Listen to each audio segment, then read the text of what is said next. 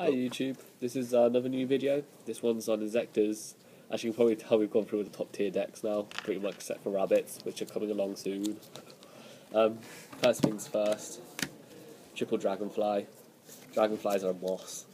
Play them with a hornet, then basically you're doing a loop. You can either go for the OTK or you can go for safe stud style and sync and exceed with them and use other shizzle. But yeah, main cards. Play it, pop one, special summon one, fucking boss. 3 centipedes.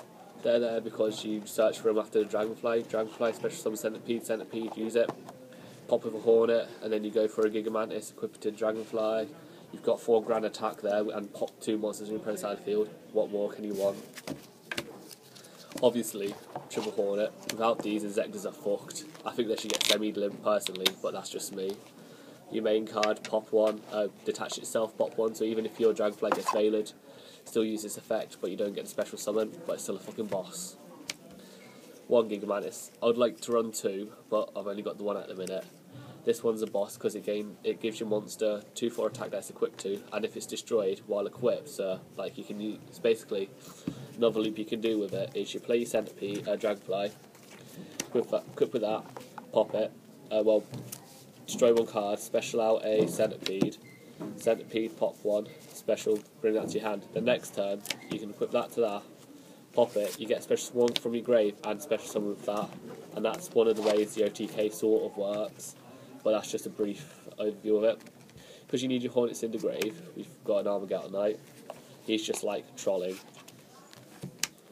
Because it's quite, you need to have the dragonflies to win, sort of thing. That's why you run the centipedes as well. You need 2 tomatoes. Basically, you attack, get out another tomato, and you keep getting out your 2 tomatoes until the last one, which you either get out a Sangan or whatever else you need. But it's probably going to be a dragonfly. 1 Sangan, obviously. Right, Gen X Birdman. This is the main, one of the main cards. What you do with him is you have a dragonfly. It's a great way to safeguard your dragonfly as you use his effect, and then during the end turn or main phase 2, you bring this card back to your hand, so you've got for next turn to pop 2 more cards. Then you have a Birdman on the field, and usually if you bring back a dragonfly, you've still got a centipede, which then makes it great to sink into underground arachnid. And if it's equipped with a hornet, then it's even better because you can go for locomotion, and locomotion is an absolute boss.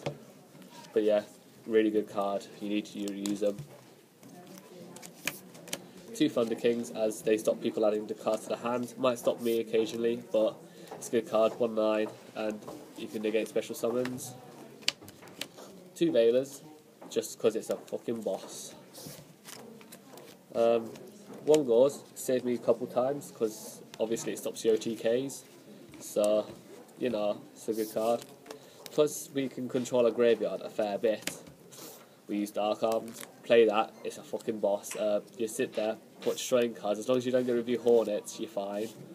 Because we've run quite a lot of lights and quite a lot of darks, and we can fuel our grave however we want.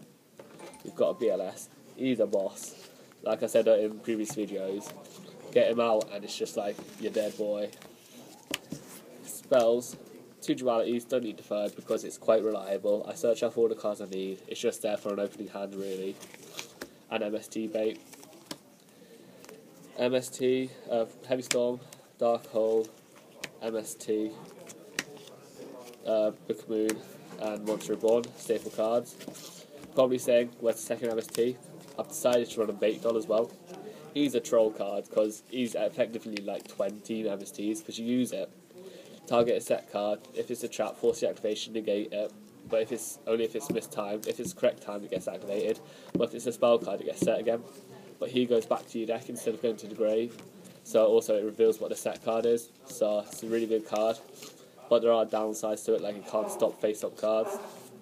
And because we need the graveyard, we use Foolish. Now time for the traps.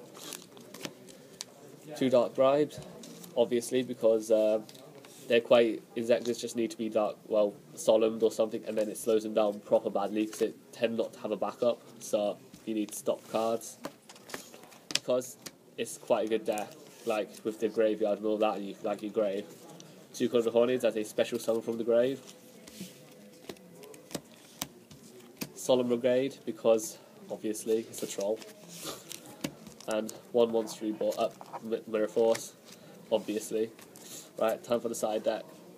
As you've probably seen, we get out quite a lot of 3 stars just from the centipedes and dragonflies. So we run 2 Granosaurus just in case they have face downs. So like, you know, you do damage. 2 Leviathans, obviously, quite high attack. 4 stars are a little bit harder for us to get out, but we run a Utopia regardless because it's a good card. Because we can sink for 6 really easily, we run a Braionic, a fucking sexy Gaia Knight. We all know it's Genic Solar really, but you know. And 2 Underground Arachnids. These were the cards I was on about earlier. When he's summoned, once per turn you can take control of one of your opponent's monsters and equip it to the card. And when it would be destroyed by battle, you can just hash that one instead. That's why it's a fucking boss. It pisses people off as well, because I mean if they've got RDMD out or just BLS or anything, equip it to it and they become useless. And it's 2/4, so it's quite hard to get around. A fucking sexy Black Rose.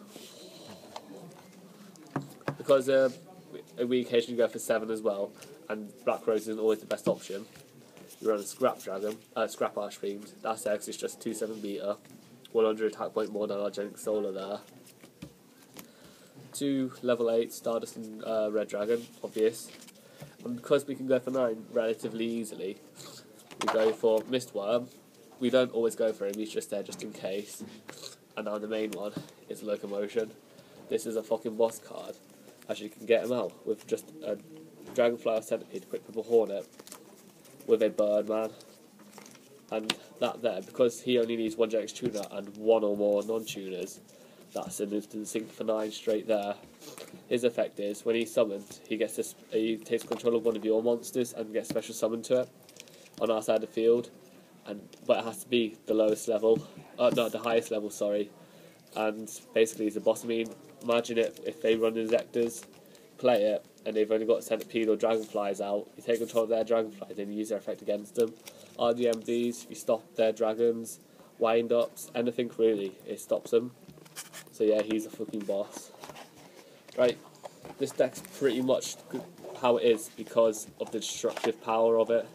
I mean, you sit there, pretty much every turn you're destroying 2 cards, special summoning, and causing major shenanigans. Right, thanks YouTube. This has been our video on Inzektors. Please like.